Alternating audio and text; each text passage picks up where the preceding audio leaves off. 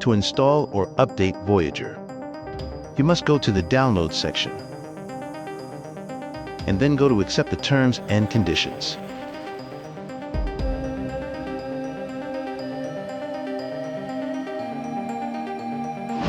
Once downloaded, go to Downloads and copy the file.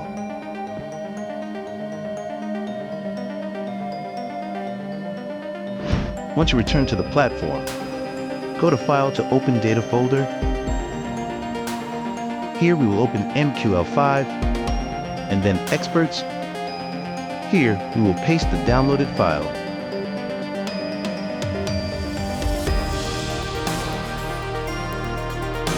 All that remains is to refresh, and that's it.